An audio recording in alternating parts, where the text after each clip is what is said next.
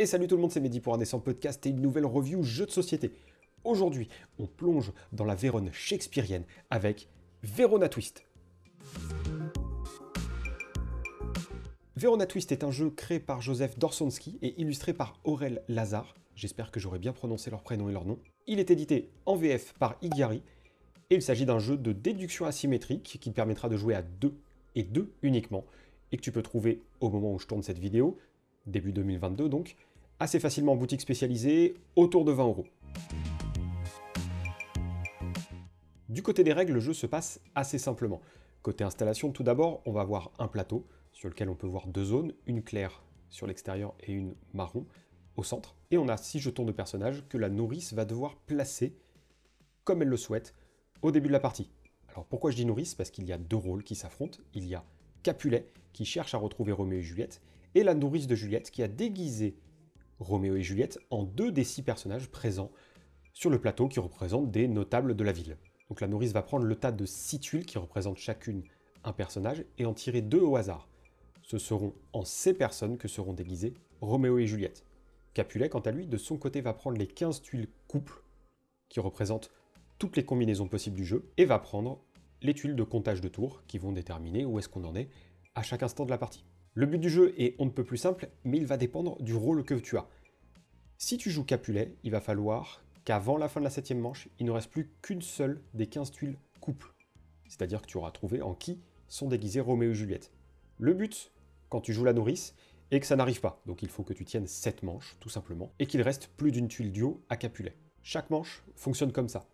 On va bouger 3 personnages chacun et chacune, en alternance, et passer à la fin de la manche. Chaque personnage ne bougera qu'une fois, donc tu en bougeras 3 différents, que tu sois Capulet ou la nourrice, sauf que Capulet commence toujours la manche. Chaque personnage a un déplacement bien précis. On a le moine qui saute sur la première case vide derrière un personnage sur son chemin.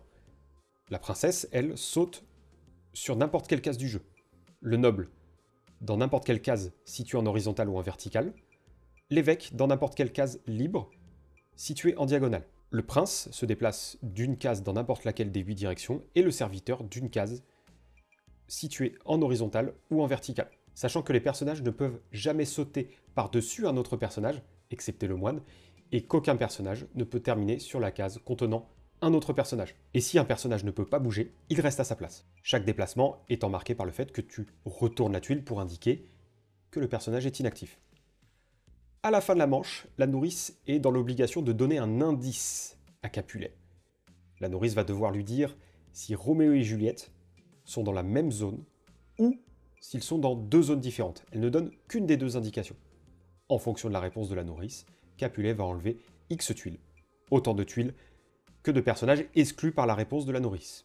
Et on reproduit cela jusqu'à que Capulet n'ait plus qu'une tuile devant lui ou que la nourrice ait tenu jusqu'à la fin de la 7e manche. Alors, qu'ai-je pensé de cette petite boîte qu'est Verona Twist? Alors, si tu suis la chaîne YouTube Indécent Podcast, tu dois savoir que c'est l'un de mes coups de cœur de l'année 2021, donc tu auras été quelque peu divulgaché. Mais je vais aller un peu plus en détail dans mon explication.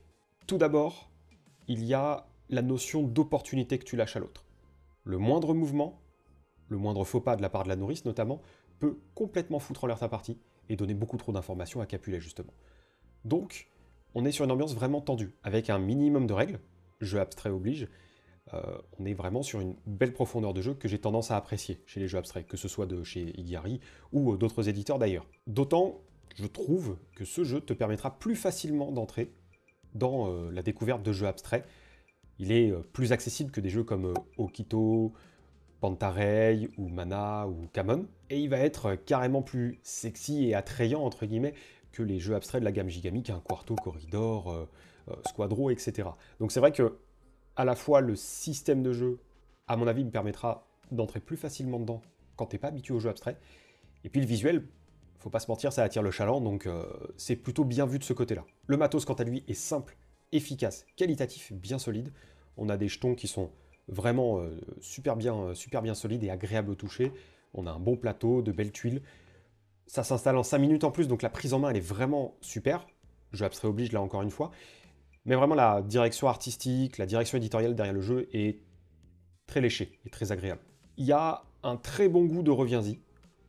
Je conseille de jouer, comme c'est indiqué dans la notice d'ailleurs, 2 fois, histoire de changer de rôle, parce que tu vas percevoir les choses de 2 façons différentes, le jeu étant asymétrique. Seul point qu'on pourrait trouver à redire, c'est la similitude avec le jeu Mr. Jack, chose qu'on m'a répété plusieurs fois en fait depuis que Verona Twist est sorti. Alors clairement, si tu disposes déjà de Mr. Jack ou de Verona Twist, bah l'autre ne t'intéressera probablement pas. Si tu dois faire le choix entre les deux, Verona Twist est environ 10 € moins cher, voire même un peu plus. Il va être plus dynamique, plus efficace, plus moderne en fait, hein, tout simplement. Donc moi je dirais que si tu avais un choix à faire aujourd'hui, il porterait plutôt le nom d'une ville italienne. Et pour moi, le prix et l'accessibilité sont un argument de poids. Alors oui, on peut avoir des jeux plus petits, plus restreints en termes de matos, mais c'est pas pour autant qu'on peut avoir une super qualité.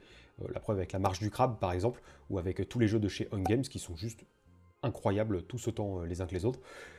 C'est la preuve qu'avec vraiment une petite boîte, on peut avoir quelque chose de cool. Donc vraiment, te fie pas au package encore une fois. Et on a tous te satisfera tout à fait et la qualité est vraiment au rendez-vous. En bref, comme je disais, un sacré coup de cœur pour moi en 2021, même si je tourne cette émission en 2022. Si tu cherches un jeu à deux sans t'imposer de contraintes particulières sur les règles, sur le matos, qui s'installe vite et qui soit assez moderne, assez récent et assez à jour sur ce qui se fait aujourd'hui, je trouve, à mon avis, tu devrais tester Verona Twist et voire même acquérir le jeu, histoire d'agrémenter ta ludothèque d'un nouveau jeu à deux. Et voilà, c'est la fin de cette vidéo qui parlait de Verona Twist de chez Igari. J'espère qu'elle t'aura plu. Si c'est le cas, comme d'hab, le pouce bleu, le partage, les commentaires pour savoir ce que t'en as pensé, si toi t'as testé ou si t'as d'autres suggestions de jeux abstraits à deux.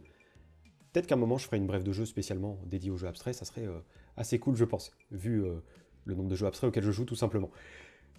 En tout cas, n'hésite pas à partager cette vidéo sur les réseaux sociaux, n'hésite pas à nous retrouver sur Facebook, Twitter, Instagram, Twitch, YouTube également, et sur notre serveur Discord. Tous les liens disponibles sont dans la description de la vidéo, donc n'hésite pas à les utiliser. Et puis d'ici une prochaine vidéo, un prochain podcast, un prochain live, je te souhaite une excellente journée, soirée ou nuit selon l'heure à laquelle tu m'écoutes. À la prochaine!